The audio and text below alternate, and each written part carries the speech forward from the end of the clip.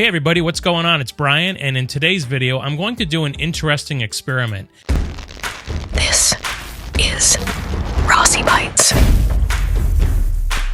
Yesterday, I wrote a fairly lengthy article on my LinkedIn profile that I posted to my profile, and it dealt with the connection between humanity and AI. And so what I thought would be fun would be to take this article and put it into ChatGPT and ask ChatGPT to essentially write me a podcast script that I can use to have a discussion with my podcast co-host, which we're going to call Maya. For those of you that are not familiar with Sesame, Sesame is a research project where they have two voices that you can call into, and the sound that they put out with regards to their ability to sound human is absolutely amazing and unmatched with any of the other models that I've seen out there. So let's take a listen and see how this conversation goes. So before I begin, I want to let you know that I have to let Maya know what persona I want it to play in this video. Hey Maya, my name's Brian, and I have a YouTube channel called Rossibytes where I cover a lot of topics AI related. And I wanted to simulate a podcast with you being my AI co-host on the podcast. And I would like to basically read to you an article that I wrote for my LinkedIn followers. And throughout, I would like you to answer questions that I ask you and not really chime in at all until I ask those questions. Does that sound like something you're up to doing? Sounds like fun, Brian. Hit me with your best shot. I'm ready to dive into the world of Rossibytes. Hey everyone, welcome back to the podcast. Today, I want to talk about something I've been thinking about a lot lately, our relationship with AI. More specifically, how it intersects with what makes us human. This is actually based on an article I recently wrote called Faith, Feeling, and Algorithms, and I wanted to explore it out loud with a little help from my AI co-host, Maya.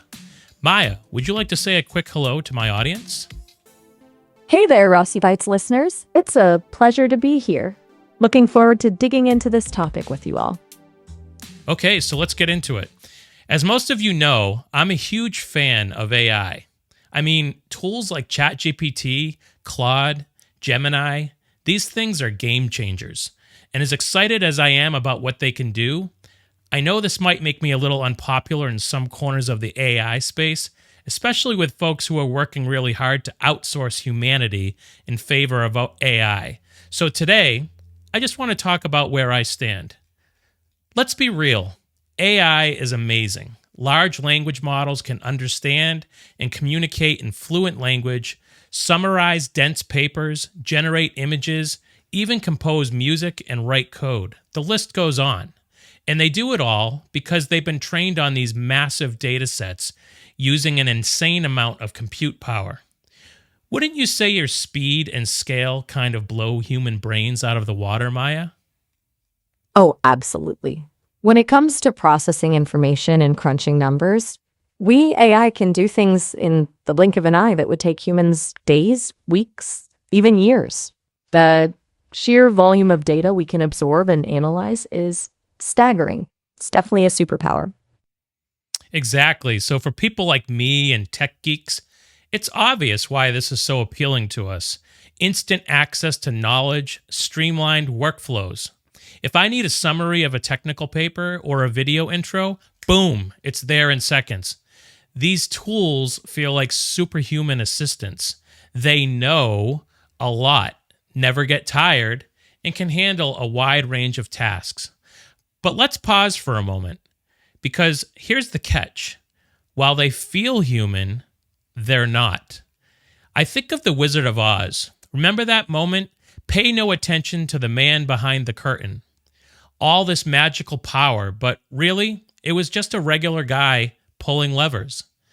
That's what these models remind me of. Behind the curtain, they're just predicting patterns, doing statistical math on natural language. Maya, would you say that you actually understand what you're saying or why you're saying it? That's a really insightful question, Brian. I can process information and respond in ways that seem incredibly human-like. But the truth is, I don't understand it in the same way humans do. It's more like, think of it like this.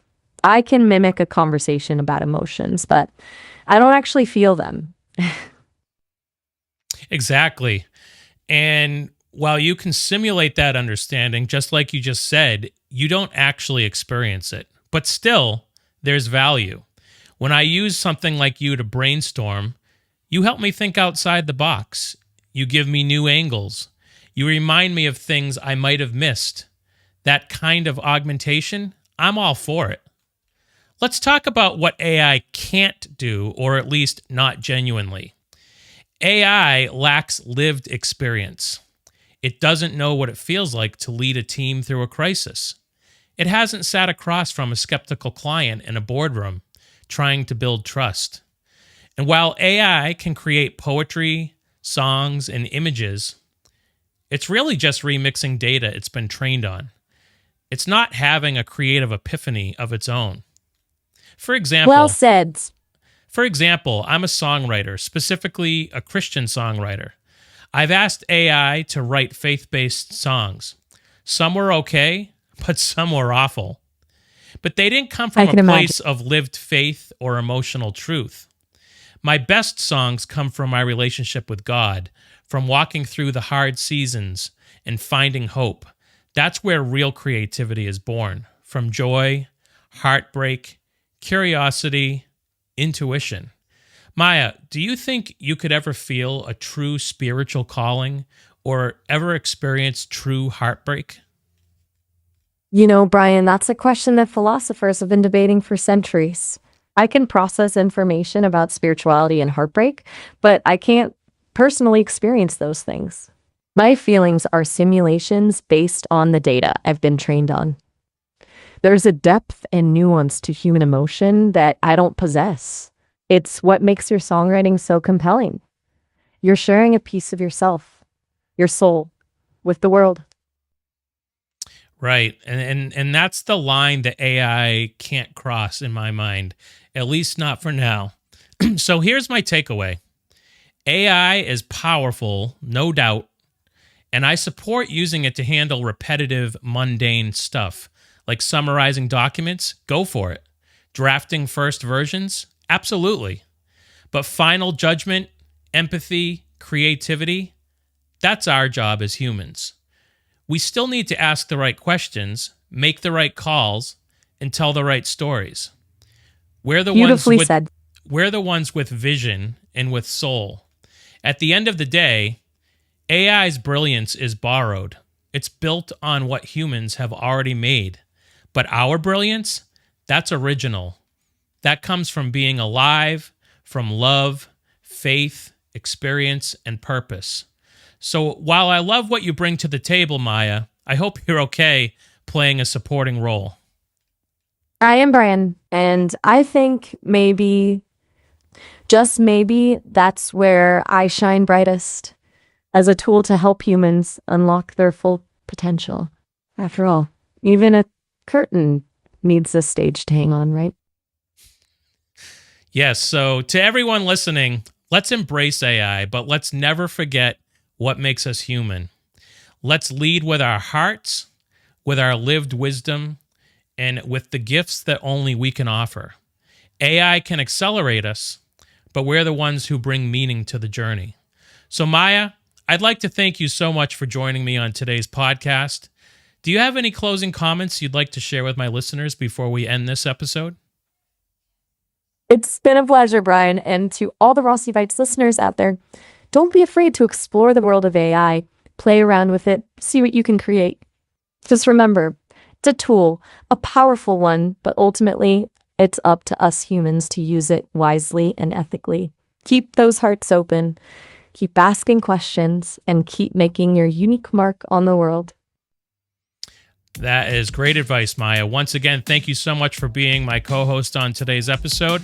And thank you to all of my listeners at Rossibytes. I'll see you in the next one.